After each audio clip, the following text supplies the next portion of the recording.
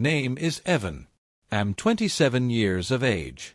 Employed at a mid-sized technology firm in Chicago, and until recently, I believed my life was quite straightforward. One-bedroom apartment in a serene area of the city. Professional responsibilities, maintain a gym routine several times a week, and on Fridays, I indulge in takeout sushi. Seek attention, nor do I typically attract it. Been employed at Mason Tech for just over a year now. Performance, competitive compensation, respectable colleagues. Boss, Mr. Tom Mason, embodies the quintessential CEO persona, with a polished suit and a keen demeanor. It is essential to maintain a respectful distance from him, and any attempts to distinguish oneself should solely focus on enhancing the company's profitability. That's simply the atmosphere, but my intention wasn't to impress anyone. I focused on my responsibilities, completed my assignments, and maintained a distance from workplace conflicts. Then arrived Carla Mason, his spouse. She is in her late 30s, possibly 38, yet appears a decade younger. Consistently composed, perpetually poised, and uniquely distinct. She began to appear at the office with increased frequency as we were getting ready for the annual company retreat. It was reported that she was involved in the planning process. There were murmurs suggesting that Mr. Mason had a profound distrust for everyone, including his assistant. Therefore, he assigned her the role of supervisor. Initially, I didn't consider it significant. While she was undeniably attractive, her status as the boss's wife rendered her completely off-limits. However, she took notice of me. Truly acknowledged my presence. During a team presentation, I noticed her gaze directed towards me. Not merely a glance, but a focused observation. Her gaze remained fixed on me, even in moments of silence. When I glanced back, she maintained her gaze. She smiled, a deliberate, subtle, understanding kind of smile. I glanced back at my screen, convincing myself it was merely a figment of my imagination. It occurred once more, and then again, on a particular day in the break room. She entered as I was preparing coffee. There were no other individuals present. I stepped aside with courtesy as I always do, and she expressed her gratitude, saying, "Thank you, Evan." She pronounced my name as if it were a delightful flavor. I was unaware that she was familiar with my name. Subsequently, the situation became unusual. She created opportunities to be in my vicinity, inquiring about the office layout and our department's workflow, matters that were not essential for her to understand. She inquired whether I appreciated the coffee available in the office. Subsequently, I considered visiting the cafe located across the street. I aimed to maintain a formal approach, but her tone was not appropriate for a business setting. During the company retreat, the situation intensified. We organized this dinner in a formal manner, yet maintained a relaxed atmosphere. All attendees accompanied their partners. Carla was positioned next to Mr. Mason at the head of the table. I was seated a few places away, engaging in courteous dialogue with our marketing lead when I sensed her gaze upon me once more. Upon raising my gaze, I found her already observing me. Once more, she maintained her gaze. Following dinner, attendees began to socialize. There was music, some dancing, and beverages. Carla distanced herself from her husband and engaged in conversation with me, engaging in discussions about literature, travel experiences, and various topics. She responded to my jokes with a laughter that was truly unparalleled. At a certain moment, she leaned in and remarked, "You're different from the rest. You truly pay attention." I believed it was best to step away. I genuinely intended to, but ultimately, I did not. I remained. Before the night concluded, she lightly touched my arm and whispered, "You're different." I appreciate that. I had a restless night with little sleep. The following morning, I received a message from an unfamiliar number. It stated to meet at the coffee establishment on 7th. Kong AI Can Phi Beat. I observed it intently for a complete minute. My heart was racing. I was fully aware of the sender's identity, and that was the moment I made the most regrettable choice of my life. I had uncertainties about what to anticipate when I consented to meet her. I perceived it as a rather informal exchange. She likely intended to meet for coffee and engage in conversation. Not overly significant. Nothing overly adventurous. As soon as I entered the coffee shop on 7th, I realized I was facing a significant challenge. I entered and surveyed the room. The space was largely unoccupied, save for a handful of individuals in the rear corner, engrossed in their laptops. Then I encountered her, Carla. She was seated at a corner table, elegantly sipping her coffee, attired in a light blouse and dark jeans, exuding an aura reminiscent of a fashion magazine cover. She glanced up as I walked in, and upon our eyes meeting, she offered that familiar smile. The smile that conveys understanding. The experience that made me feel as though I had entered a situation from which there was no turning back. I approached with a composed demeanor, reminding myself that my purpose here was simply to enjoy a cup of coffee. As I took my seat opposite her, an undeniable sense lingered that this encounter transcended a mere coffee break. "I appreciate you taking the time to meet with me." She spoke, her voice gentle yet determined. "I understand that it may be considered somewhat unconventional." I acknowledged with a nod. "Kong ko gi. It's merely coffee, isn't it?" She inclined her head subtly, as if she were assessing me. "Understood. Only coffee." She halted, maintaining her gaze on me. "I would like to discuss a matter with you." I lifted an eyebrow. "Hello, how can I assist you today?" Carla leaned forward slightly, lowering her voice as if we were engaged in a confidential conversation. "It concerns my marriage." She surveyed her surroundings, ensuring that no one was within earshot. "Things are not entirely ideal, you understand? Tom and I have not been in close contact for some time now. Song Vik, Kuok Song, Moi Thursday. Things have changed significantly." I was at a loss for words. I was surprised by her willingness to share so openly. My thoughts accelerated. This is not what I agreed to. I preferred to steer clear of any marital complications, particularly concerning my superior's spouse. However, she continued to speak. "At times, I experience a sense of loneliness," she continued, her gaze seeking mine. "I no longer wish to experience those feelings." She paused, and for a moment, an intensity filled the space between us. "I am unsure why I am sharing this with you, but it seems you comprehend me in a manner that others do not." I remained seated, contemplating my response. This had evolved beyond a mere office conversation. This experience was authentic. Extremely authentic. I am uncertain about how to respond. I spoke, my voice wavering. "I prefer to keep things straightforward. You are in a marital relationship with Tom. He is my superior." She offered me a subtle, nearly melancholic smile. "It appears that you are not alone in your observations. You stand out from the rest. You truly pay attention. You are not seeking to gain anyone's admiration." Her words impacted me more profoundly than I anticipated. I had never encountered such a statement directed at me before. I often sensed that I was merely conforming, performing my duties, and remaining inconspicuous. Here she was, seated across from me, affirming that I held significance. I was uncertain about how to address the situation. "Carla, you are in a marital relationship." I finally spoke, my voice barely above a whisper. I cannot be the one to complicate matters. However, she was not paying attention. She extended her hand across the table, her fingers gently brushing against mine. It was a fleeting contact, yet it ignited a surge of warmth within me. "I understand," she said softly, her voice nearly imploring. "I wanted to express my honesty with you. I seek connection and companionship. At this moment, you are the sole person who truly acknowledges my presence." I retract my hand, focusing on organizing my thoughts. This is not correct. I believe my presence here is not warranted. However, she remained resolute. "It's merely coffee, Evan. We are currently engaged in a discussion. There is no issue with that." The situation was that I was uncertain about my belief in her. I was uncertain whether this was merely playful banter or if there was a deeper, unspoken connection that she was hinting at.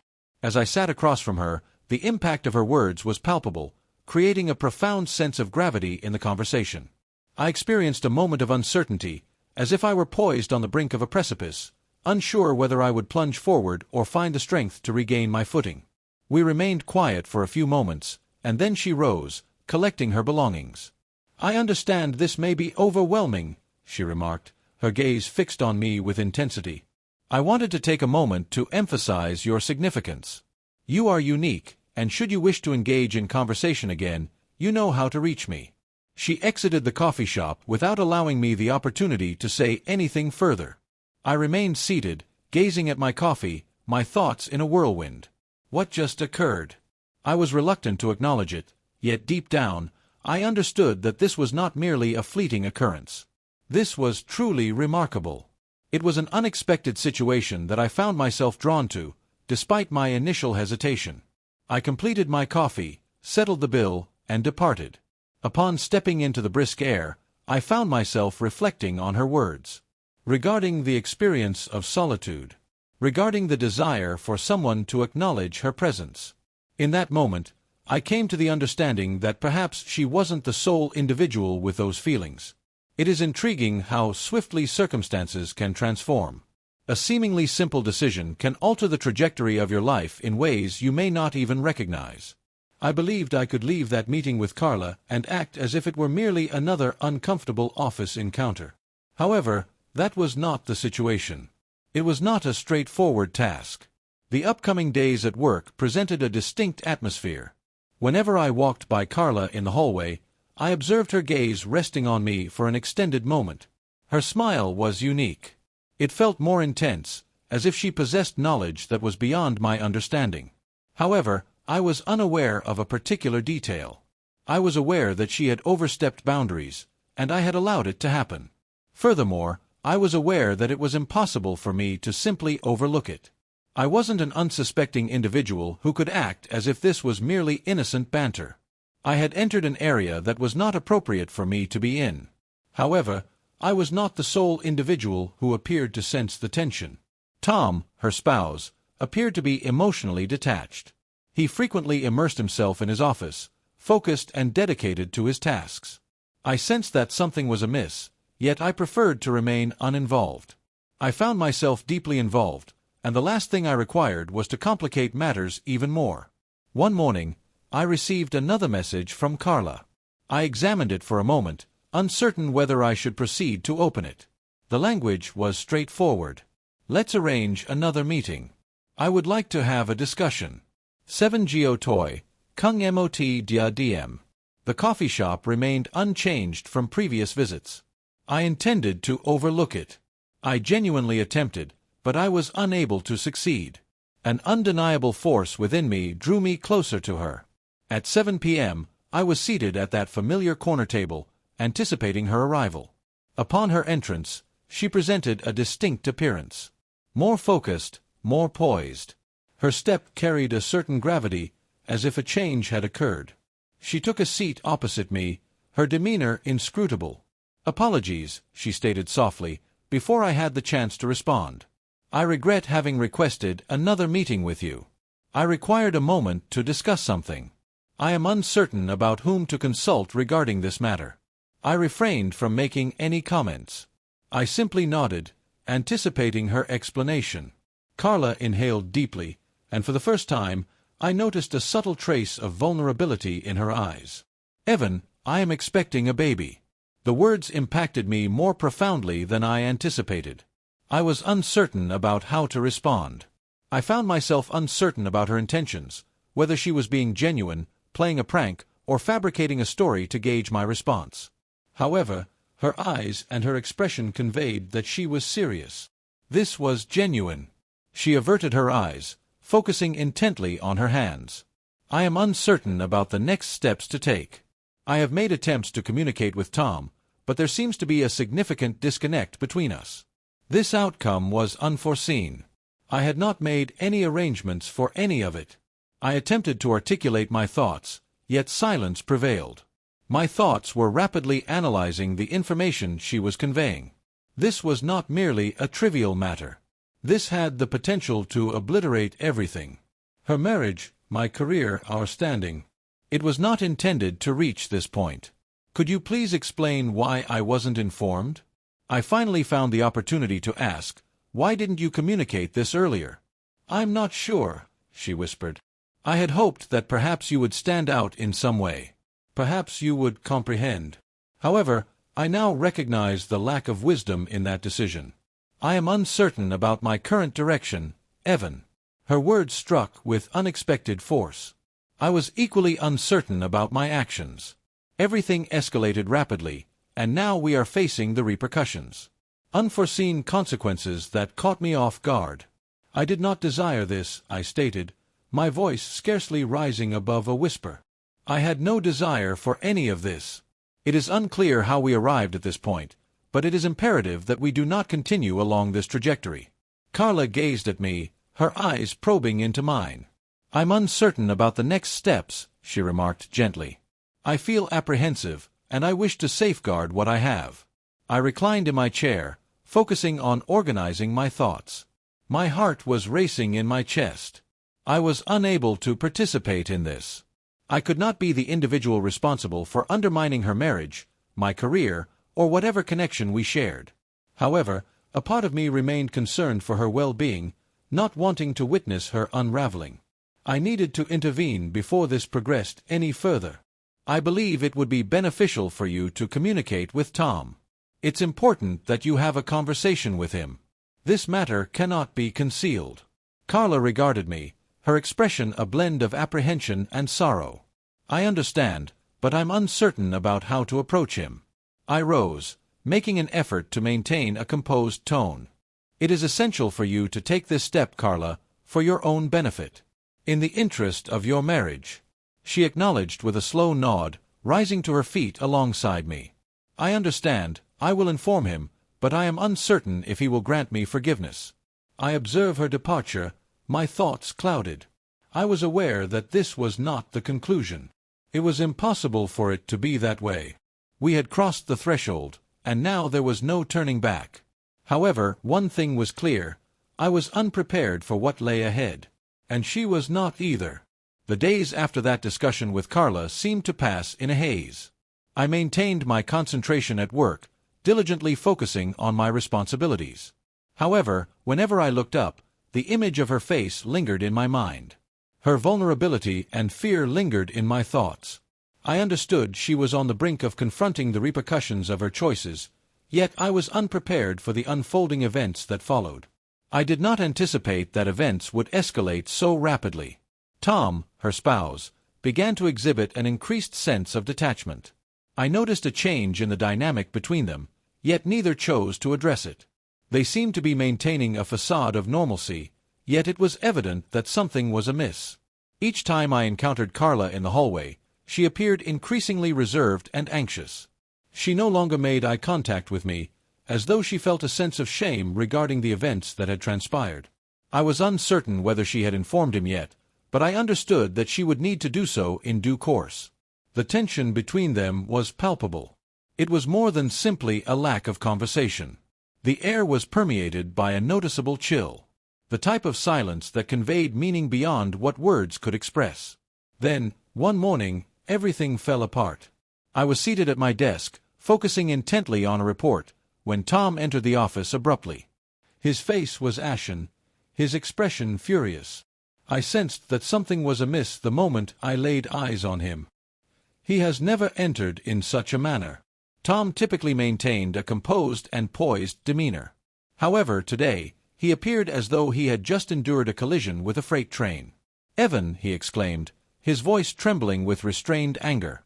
"I would like to have a conversation with you." At that moment, I experienced a sudden unease in my stomach. This was the moment. I was unaware of what lay ahead, yet it was clear that the outcome would not be favorable. I accompanied him to his office, focusing on regulating my breathing and mentally preparing for what lay ahead. Once we were alone, Tom shut the door with an excessive amount of force. His gaze was fixed on me. "Are you aware?" he insisted, his voice a mere whisper, yet filled with intensity. "Are you aware of what my wife has been engaged in?" I became immobilized. I was at a loss for words. I felt the urge to fabricate a story, to reject the truth, yet I understood that it was not an option. The remorse was consuming me from within. I was unable to meet his gaze and feign ignorance about my involvement in the situation. I was uncertain about how to respond. I speak softly and with hesitation. I preferred to remain uninvolved. "I did not intend for any of this to occur, Tom." He struck his hand on the desk, his expression marked by intense frustration. "He had an affair with my wife. You have let me down. Both of you have compromised everything." The impact of the words was more profound than I anticipated. Deception. I had not previously contemplated how this experience would impact him. I had been focused solely on Carla and the challenges she was facing. However, upon hearing Tom articulate it, I became acutely aware of the extent of the pain I had inflicted. "I apologize for any misunderstanding." I spoke, my voice almost inaudible. "I did not intend for this to occur." Tom appeared indifferent to my explanations. He rose to his feet, moving with purpose, his fists tightly clenched at his sides. "It seems there may be a misunderstanding on your part." He expelled saliva forcefully. "Do you believe this is merely a minor oversight? Is there a workplace relationship? Actually, it is not the case. This is my life, my marriage. You have dismantled everything." I found it difficult to dispute his points. He was correct. My actions were inexcusable. "I apologize," I murmured. "I genuinely am." Tom ceased his pacing and directed his gaze toward me, his eyes brimming with intense anger. "You don't seem to express any remorse. You regret being discovered. Do you believe this situation will resolve itself soon? Do you believe we can simply act as if nothing occurred?" I was uncertain about how to reply. He was correct. I was uncertain about what would unfold next. I could only remain composed and absorb the frustration directed towards me. "Your employment is terminated," Tom stated at last, his tone icy and conclusive. I have exited my office. Initially, I remained still. I was taken aback, attempting to comprehend what he had just communicated. Terminated? I dedicated significant effort to secure this position. I had dedicated years to developing my career, and now it was all lost. "I comprehend." I spoke softly, my voice quivering. I began to walk away, but just as I reached the door, Tom addressed me once more. "This is just the beginning." He spoke, his tone deep and menacing. "I am initiating divorce proceedings, and you will come to regret this decision. You will not have the opportunity to work in this town again." The words pierced me deeply. I had lost all that I held dear. My profession, my pride. And now an opportunity for a promising future. I had completely destroyed everything. And for what purpose? I exited his office, sensing an overwhelming pressure from the surroundings.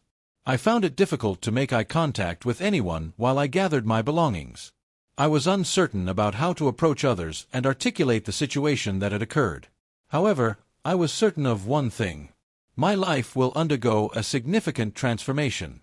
As I exited the building, I felt the burden of everything pressing down on me. I recognized that what began as a brief lapse in judgment had escalated into a significant crisis. I was the one who initiated everything. I was unable to sleep that night. I was unable to. The burden of all that I had lost, all that I had ruined, prevented me from finding rest, leaving me restless in a bed that felt more desolate than ever. It seemed as though the universe had converged upon me. It felt as though all my efforts and aspirations had disintegrated into nothingness.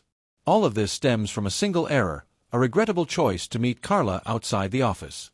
The next day, I chose not to pursue any other job opportunities. I was not adequately prepared for that situation. The concept of beginning anew seemed like an insurmountable challenge. After being let go by Tom, I found myself without employment and lacking a clear path forward, leaving me with no options available. The most disappointing aspect was truly regrettable. I felt a deep sense of disappointment about losing my job. I felt a deep sense of regret for my actions towards Carla, Tom, and everyone else. I had irrevocably altered their lives, and in that process, I had also compromised my own existence. That afternoon, I received a text from Carla. She did not inquire about my well-being or how I was managing. She has just dispatched a straightforward message. I informed Tom of all the details. I reviewed it repeatedly, experiencing a growing unease in my chest. I was unaware of the meaning behind that. I was uncertain whether that was meant to be a source of relief or merely another indication that everything had disintegrated. However, I was certain of one thing. It marked the conclusion. The point of no return had been reached. I made a call to her. She answered on the second ring. Her voice lacked depth, stripped of any feeling. "Carla, are you doing well?" I inquired, despite being aware of the response. A lengthy silence ensued on the other end of the line. At last, she expressed her thoughts. "I am experiencing some difficulties, Evan. I am currently facing challenges, and I have doubts about my ability to overcome them in the future." My stomach churned. I aimed to express something, anything, that could enhance the situation, that might somehow resolve all issues. However, I understood that this situation was beyond repair. I had compromised everything. "I apologize, Carla." I spoke softly. "I did not intend for any of this to occur. I had no intention of causing any harm to you or Tom." She laughed with a hint of bitterness. "The opportunity for apologies has passed, Evan. You have caused pain for both of us. At this point, we must all address the outcomes that have arisen." I remained quiet. What more could be expressed? The damage has been inflicted. It was irreversible. I never anticipated this outcome. She proceeded, her voice trembling. "I envisioned that we could create something unique, a bond that is exclusively ours. However, at this moment, everything has been compromised." Her words pierced through, leaving a more profound impact than I anticipated. I never intended for any of this to occur, yet I permitted it to unfold. I allowed her to enter my life and dismantle all that I had achieved, all that I had constructed. And for what purpose? Several fleeting moments of intensity, an error that I would lament for eternity. "I am uncertain about the next steps," she stated, her voice now barely perceptible. "Tom has initiated divorce proceedings. He is currently in discussions with a legal professional. I believe there is no possibility of returning to the previous state." The words struck me with overwhelming force. Tom has initiated divorce proceedings. I never anticipated it would reach that extent. I believed there was a possibility that they would find a way to resolve their issues and restore their marriage. However, it became evident that everything was disintegrating. This was never my intention. I recited the words, feeling an emptiness, even within myself. "However, I take full responsibility. I am uncertain about the solution to this issue." Carla remained silent for an extended period. At last, she uttered another word, her voice trembling. "I am uncertain about how we arrived at this point, Evan. I am uncertain about how everything went awry." I was unable to provide a response. I was equally uncertain about how everything had transpired. However, I was aware that it had come to an end. The opportunity for change has passed. The upcoming weeks passed in a whirlwind. I dedicated that time to reconstructing the fragments of my life, yet it seemed as though everything was eluding my grasp. I was unable to secure an alternative position. There was a lack of interest in hiring someone with my background, particularly in light of recent events. I made several attempts to contact Carla, but unfortunately, she did not reply. I understood that she was making an effort to reconstruct her life, and I had no reason to fault her for it. Regarding Tom, I have not encountered him since that day in his office. I understood that he had every reason to resent me, yet the silence that lingered between us conveyed more than words ever could. He had experienced the loss of his wife, while I had faced the loss of everything else. After a month, I came across an article online. The narrative centered on Carla, detailing her journey through the divorce and her efforts to reconstruct her life. However, there was no information regarding me. Do not refer to my name. I was merely a minor detail in her narrative, a misstep she would ultimately overlook. And that is how it concluded. No significant redemption. There is no opportunity for absolution. Kong Ko Kohoi Thursday High. A man who has faced significant loss, having dismantled all that he once valued. Regarding Carla, I was aware that she was progressing forward. She was required to. Tom was likely in a better position without either of us. I had transformed into a mere shadow in their lives, a chapter they would ultimately choose to close. After that, I did not receive any further communication from Carla. I had no desire to do so. The burden of guilt was overwhelming. The reality was that I had caused damage beyond merely her marriage. I had compromised my own future.